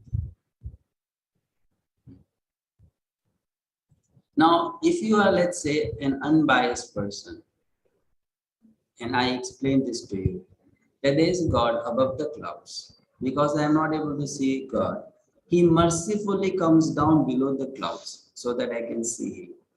And when He does that, I start labeling God as just like me. He is like me, which means He is also defective. He also commits mistakes. He also falls into illusion. Is that not a sign of great ingratitude? Isn't it? Am I not being ungrateful? Someone is trying to help me, and then I start finding faults in that person. So this kind of philosophy is, that's why, unhealthy for the living entity. Very unhealthy, spiritually very unhealthy, because it is founded on ungratefulness. What is ungratefulness? Not acknowledging and appreciating the mercy of someone. That is called ungratefulness. Not acknowledging and appreciating the mercy of someone. That is called being ungrateful. Right? So this is Mayavad. And so sorry to say, so many people, they become a victim of this kind of thinking because they don't understand the philosophy from the right source. So they begin to think like this. And in the Bhagavad-gita, as it is, Srila Prabhupada, he speaks vehemently against this understanding called Mayavad, this thinking called Mayavad. Mayavad, God into Maya, right? So, last topic for today, personal or impersonal. What is personal, what is impersonal? Absolute truth is complete. So when I say absolute truth is complete, should there be anything lacking in the absolute truth? No, right? So should the absolute truth have a form? Yes, correct? Because it's complete. And should the absolute truth be formless? Yes, because it is complete. It is complete means it should have everything. It should have the positive and should have the opposite to positive, right? But the point is, because it's all positive, his opposite to positive is not negative. That's interesting. For us, opposite to positive is negative. But Krishna, opposite to positive is another positive, not negative. Because it's all positive. So form and formless, both are present in absolute truth. And those who accept the form aspect are called personalists. And those who accept the formless aspect are called impersonalists. Both of them, they accept that absolute truth is having form and is formless. But the thing is that one of them gives priority to one, the other gives priority to other. Those are personalists, they will say the form is superior to formlessness. And those who are impersonalists, they will say formlessness is superior to form. Right? That's how we understand. So, what is the complete understanding? If there is a fight going on between is God personal or impersonal, what will you say? Will you side with one person? No. Right? If you have understood Gita properly, you say, I am with both of you. God is personal as well as impersonal. I'm with both of you. And that's why this is called complete philosophy, given by Lord Sri Chaitanya. 𝗪𝗵𝗿𝗹𝗹, complete philosophy. God has both personal and impersonal. Leave God alone. Even for you as an individual and me as an individual, I have a personal aspect and an impersonal aspect. Right? For each one of us, we have these two aspects, personal and impersonal. Both is there. Both exists. Right? So for God also it exists. But the personal one is more sweet. There is more intimacy in that. And the impersonal one is more energy oriented, work oriented. That's the impersonal aspect. So both exist. So what does God say now? What Krishna says? 7.24. Avyaktam vyaktimapannam manyante mama buddhayaha param bhavam ajananto mamavyayam anuttamam. He says, those people who think I was impersonal before and then I became personal, means I was formless and then I had a form. I call them manyante ma abuddhayaha, zero intelligence. Abuddhaya, no buddhi, no intelligence. No. Those who say I had a form, I did not have a form before and then I took a form. Krishna is talking about who? Maya. Param bhavam ajanantum mamavyayam anuttamam. And this is how this topic about 5 tattvas or 5 basic truths of Gita completes. So Prabhupada ends with a golden statement. There is complete facility for the small complete units, namely the living entities, to realize the complete. When this complete is being spoken about, it refers to absolute truth. And all sorts of incompleteness are experienced due to incomplete knowledge of the complete. What a poetry. All sorts of incompleteness is experienced due to incomplete knowledge of the this topic. So any questions from today's class?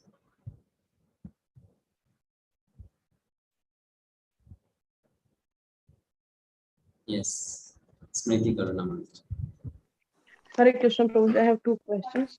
Prabhuji, what is our impersonal aspect? I didn't get that. Our impersonal aspect you're asking, Mataji?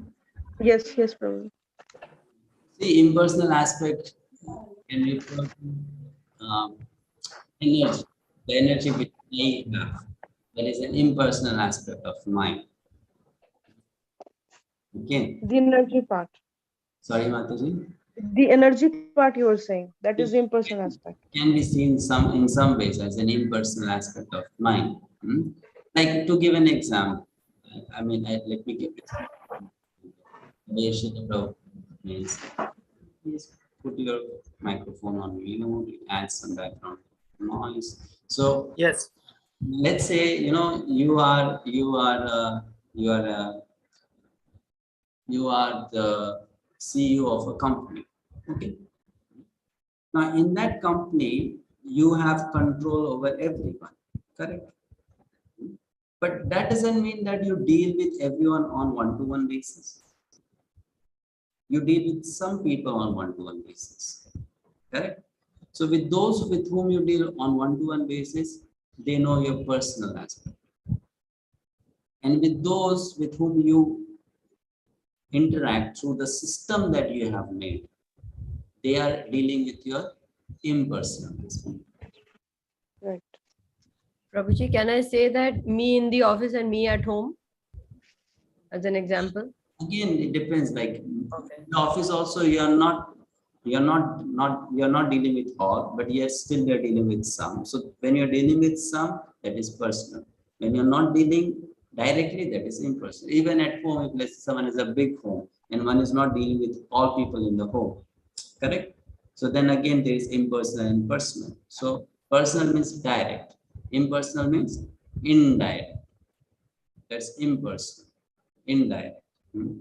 So that aspect is there for everyone, right? Like for example, we all know that the Prime Minister of the country exists, correct? But not all of us have physically seen the Prime Minister. So my relationship with the Prime Minister is an impersonal relationship. It's an impersonal relationship, right? Correct? But someone who's dealing with the Prime Minister on a daily basis has personal relationship. Yes, All right. Next, Guru Mayam Prabhu. Prabhuji, I have another question also, sorry. Oh, no problem. Please ask. Prabhuji, we have repeatedly read in Bhagavad-gita that Jiva is separated part and parcel. Bhinnansh, it has been said. So how do we understand that? Prakriti also, that is Bhinna Prakriti, and Jiva is also Bhinnansh. What, Mataji? Prabhuji, the chart that you showed, earlier, the first chart that you showed. That. This one. The question, please tell. There you mentioned, there it was mentioned that the Prakriti is the separated energy, right? And Jiva is a related energy.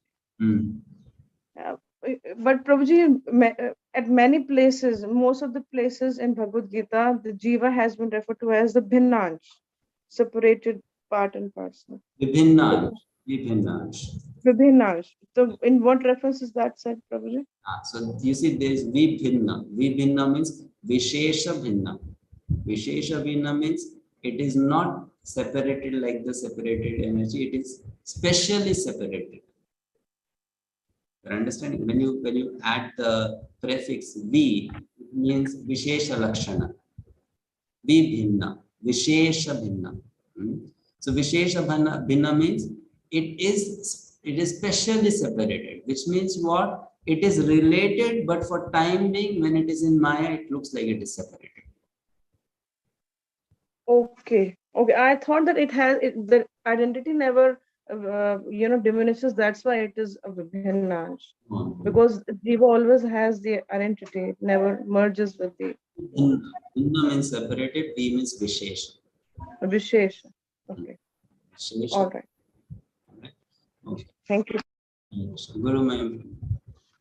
Hare Krishna, Prabhuji.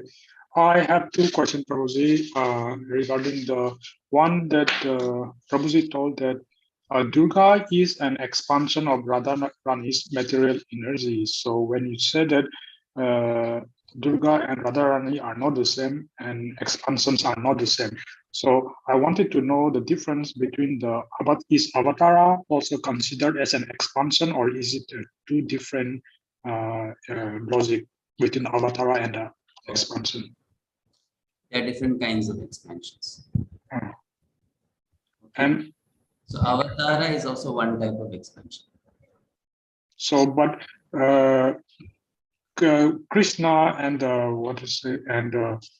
Jagannath Puri, the Lord Jagannatha, so are also they're going to consider as an expansion of Lord Krishna itself, or I'm a little bit confusion is there. Yeah, okay, now we are entering into very deep subject matters. Jagannath and Krishna, they are not two different identities. It is Krishna only in a different mood. I see. You're understanding? It's not that there is something which has come out from Krishna. It is Krishna in a specific mood. Okay. Like Lord Chaitanya is not something who has come out from Krishna. It is Krishna in a specific mood. Okay. That's why you call them as non-different from Krishna, because the person is the same, just the mood is little different. Right? So when you say when we talk about other expansions, they are like a different person, a different individual person. I see. And another one is that Srila Prabhupada, he abhors the Mayavadis, but in the third page of the Bhagavad-gita, in the introduction part, he mentioned about the Sri Shankaracharya. So Sri Shankaracharya is considered as a Mayavadi. So why he said that he mentioned that, so a little bit conflict is there. So could you please explain on that part? Yeah. Again, a big subject matter. Adi Shankaracharya is a covered Mayavadi, which means what? He is a pure devotee of Krishna doing the service of teaching Mayavadi. Yeah. Right? So Vaishnavas, we see Adi Shankaracharya as a Vaishnava. If you look at it, the actual heart of Adi Shankaracharya. But if you look at the teachings of Adi Shankaracharya, that is Maya. So why Prabhupada is taking his name? Because he is also accepted as an authority in the big Vedic school of thought. Adi Shankaracharya is a big authority, and he is saying Krishna is God. So in that context, Prabhupada is using the name of Adi Shankaracharya. Right? And now about Adi Shankaracharya, if you want to know more, I'll share a link in the group. Maybe you can see that, where I've explained the different philosophies, comparing them from one to another one. So Adi Shankaracharya's philosophy in comparison to Ramanujacharya's philosophy. In that video, you'll be able to understand why Adi Shankaracharya came, why he did what he did, and how his philosophy different from Vaishnava Siddhanta. So then in that video, at length we talk about it. All right. So maybe I can share it personally to you. So if you have time, you can share it. Huh? Fine. Mahesh Nanjanam. Question. A stone does not have consciousness, but an idol does. Why is it so? Who does not have? Stone. A stone does not have consciousness, right? Okay. But an idol is having. We believe, and people feel also. How does it? I mean, how is it possible? First thing, stone also has consciousness. Sorry? Stones also have consciousness. But they are part of Prakriti, no? My body is also part of Prakriti. Yes. But there is a soul living in the body. Yes.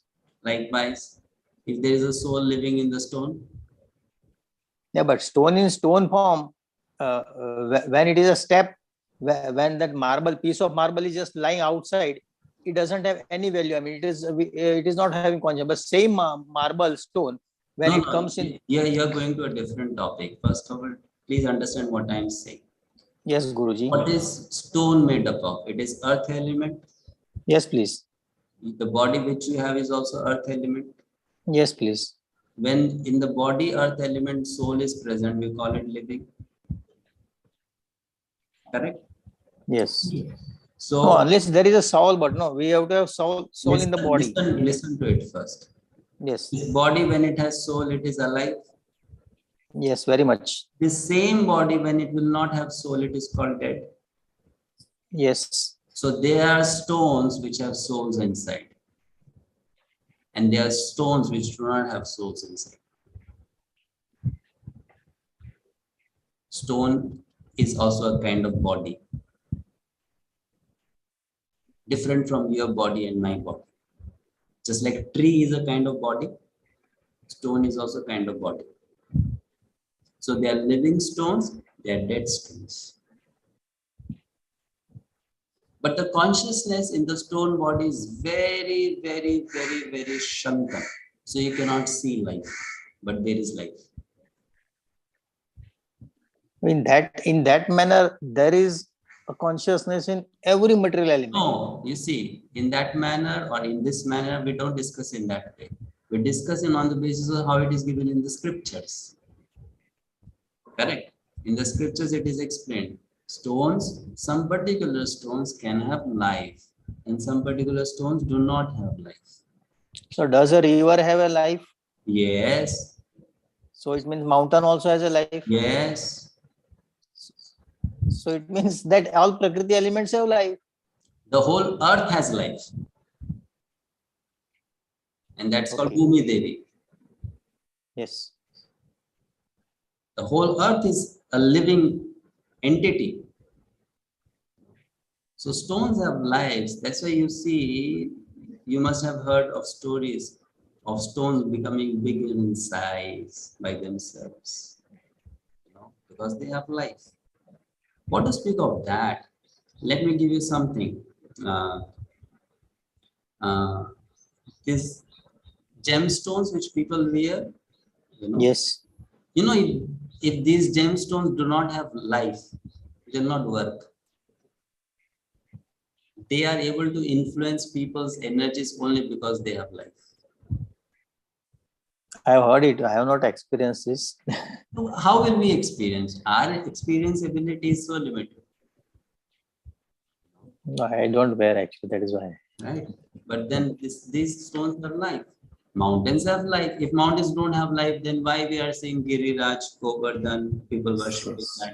Why Yamuna, Ganga, Godavari? These are all beings, personalities. Correct? Just that their body is different from my body. So when you talk about stones and idols, we should know they are living stones also. That's one thing. And if there is not a living stone, that stone can be made alive by God, because He has all the power. Right? He can control, isn't it? So can we say that any idol does not have a soul, but only a couple of or only a few idols may have soul? I mean soul. We don't call that as, we don't first of all call that as idol, because idol means dead stone. You know, that is very much alive. So we call that as deity, archa vigraha. Deity, acha. Okay. It has life. It's not idol. Okay. A statue is same as idol. It has no life. Like for example, if I make a statue of some president of the country, that is dead. Correct. Okay. But the deity has life. It has life. That's so good. Thank you. So stones have life. It's like we may think stones don't have life. They have life. And when that stone dies, what happens? The soul leaves the body. What you see behind is the dead stone. Finish. Right? Dead stone. Just like when a tree dies, you still see the wood, isn't it? The wood is there, but there's no life. Like when the stone is there, the mountain is there, but there's no life. So it's like that. That's why when we have knowledge of soul, the way we look at the world becomes so different. The way you look at the world becomes so different. True, very true. Hare Krishna. Thank you. Revolutionary knowledge given by the acharyas. Okay, next question. If you ask me question in the chat box, no, I may miss on them because there are comments and questions. Ananya Mataji. Hare Krishna, Prabhuji. I have two questions. My first question is that in the class you mentioned that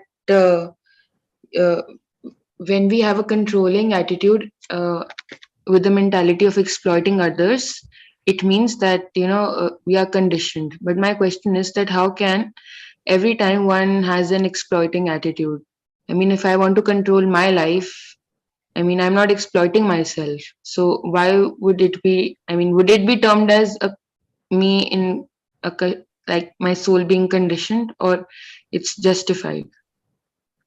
Nice question. See, sometimes we don't understand that when we are trying to control our lives also, we are very much exploiting it. Many a times. Like to give you an example, people who are drug addicts, those are drug addicts. They are independently choosing to live their life in a particular manner. They are exercising their control over their body. But in that way, are they not exploiting themselves? Yes. Isn't it? Right? So yes. Actually, when a jiva is covered by material consciousness, the tendency to serve becomes covered to tendency to exploit. Okay.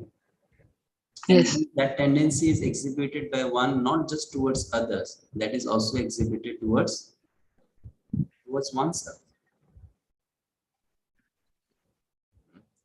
Like to give an example, a very simple example. Is overeating good for health? No. So if someone is overeating, can you call it self-exploitation?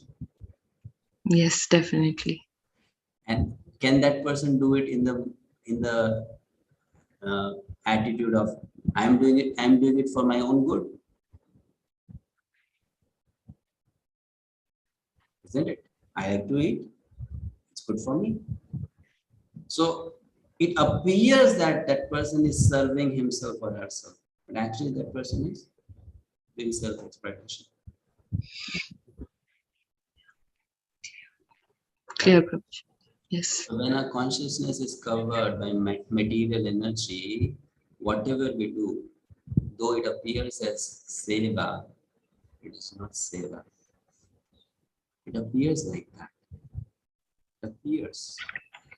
And as you purify this consciousness, then the real nature to do seva comes out. Otherwise, our seva is conditional. Conditional means what? It depends on the condition. In one condition I serve, in another condition I don't serve. Yes. Yeah? Yes. So it's like that. Thank you, Prabhuji. My another question is that we have a specific term for impersonalists known as Mayavadis. No, What is it? No. For impersonalists, we have two terms. One is Mayavadi, the other is Brahmavadi. Okay. Two terms. They are different. In English, there is one term. In Sanskrit, there are two terms. English is such a language, what can be done? Yes. In Sanskrit, there are two words. But in English, it comes to one word, impersonalist. But there's a big difference between Brahmavadi and Mayavadi. Okay. So my question was that people who understand and who accept that God is both form and formless, what is the term for them? Even Vaishnavas accept that. Okay. A genuine Vaishnava will also accept that, and a genuine impersonalist will also accept that. Fine. Okay. But then why they are called personalist and impersonalist? Because of their giving priority to one aspect more than the other. So like a personalist is someone who will give more priority to the personal aspect of God. An impersonalist is someone who will give Priority to the formless. Yeah. Thank you, Prabhuji. All right. Now it's 2 o'clock. We Hare are Krishna, Prabhuji. no, it's just a second. It's quick announcement. I'm not stopping here. So if you want to leave because it's already time, 2 hours, you can leave. You can catch up later with the question answer session. No problem.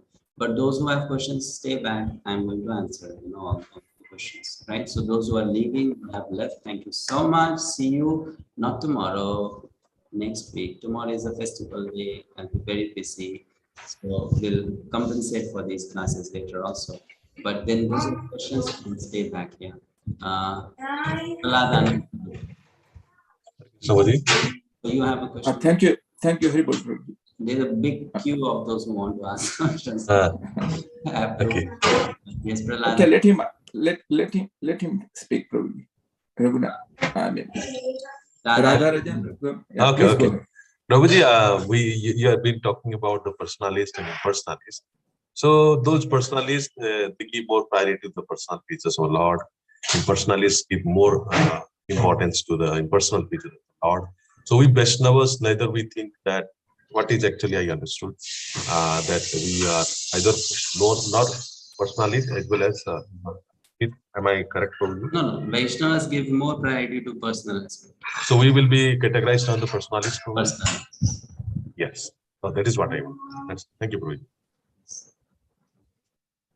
Thank you. Praladana. Thank you, Haribol Prabhuji. I just want to make a small, understanding of mine regarding the consciousness part of our discussion today.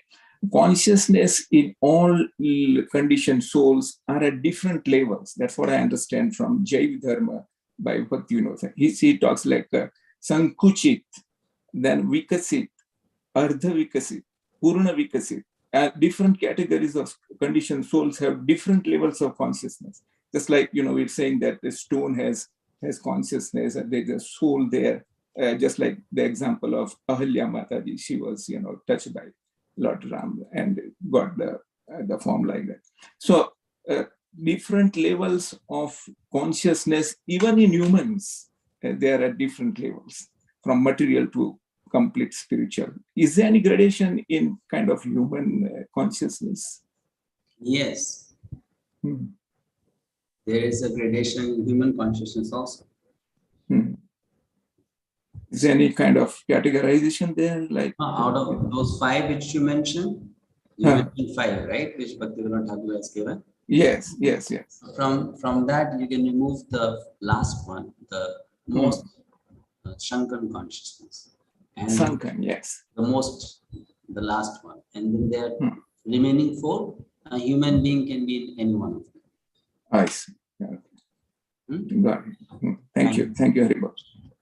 Vishal Prabhu. Vishal. Hare Krishna Prabhuji. Prabhuji, small confusion. You told us in the class that Krishna is above Brahma, Vishnu, Mahesh. And one Krishna is incarnation of Lord Vishnu. So one is above, one is below Vishnu. No, it's not incarnation of Lord Vishnu. This is the one who came on earth actually. Yeah, it's not incarnation of Lord Vishnu. So how to understand it? So he was the incarnation of we will understand it later. Chapter 11 will understand. Okay. Chapter 11, this topic. Okay. Thank you. Hare Krishna. Hare Krishna, Prabhuji. You are mentioning today in the class that 2 things which are contradictory to my mind, that if we have not seen the Prime Minister, we are acting at an impersonal level. So same way, I have not seen Bhagavan also. So I am behaving in an impersonal manner. So my question is, how do I develop my sadhana bhakti to convert this impersonal attitude to the personal? So for that, I cannot see God directly, I cannot meet God directly, I cannot have a relationship with God directly. So in order to make it personal, I have to find someone who has a relationship with God. That is spiritual master. That's pure devotee of Krishna. Then when you do that, it becomes personal. Because you know someone who knows God.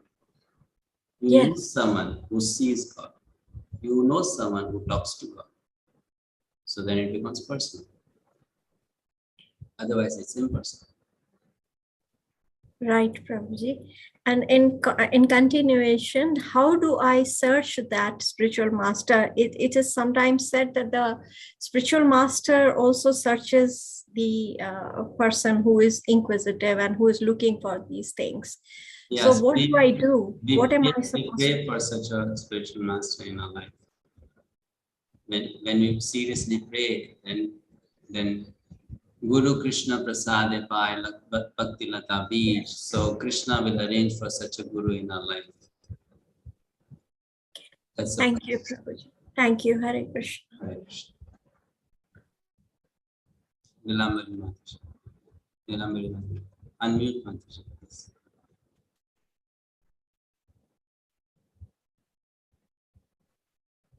Hare Krishna Prabhuji, Dandavat Pranam.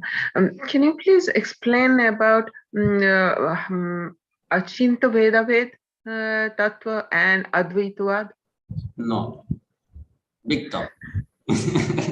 Just difference? Just the difference? The difference is simple. Advaitavad means thinking Advaita, which means God and me are same. One. Advaita. We are not two different. We are one. It's called Advaita. And Achinta Veda Ved Tattva means God and me are different. Two different but connected. Related. Say that again, please. We are two different but we are related. Okay. All right. This is shortest way of understanding. Okay. Thank you. Thank you, Prabhuji. Hare Krishna. Tina Mataji has a question. Yesterday I explained that Prakriti does not have consciousness. Because Prakriti is material energy. Matter cannot have consciousness. The deity behind Prakriti, Durga, has consciousness. But Prakriti, matter, does not have consciousness. Right? But the deity has consciousness. So, all right. Thank you so much. I hope I did not miss anyone's question or comment here in the chat box. One more question, it seems now. And no, Neelamri Mataji, we did already. Thank you so much. Wish you all a very happy Nashing Chaturdashi for tomorrow. See you next week, day 4 of Gita Sastri, and hopefully we'll cover the introduction in that session. Hare Krishna. Hare Krishna. Hare